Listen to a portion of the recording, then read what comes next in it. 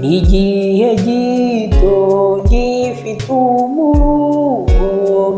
n'igihe gito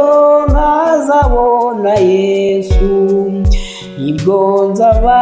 ntandukanye n'ibyago, nzaba mumbatiwe mu maboko ye, nzi ko mu ijuru hataba umwijima, habaho umucyo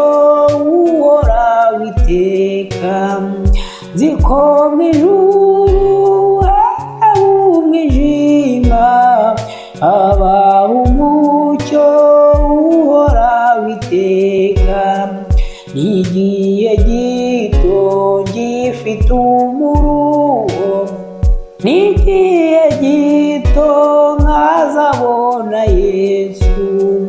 nibwo nzaba ntandukanye n'ibyago, nzaba mumbatiwe mu maboko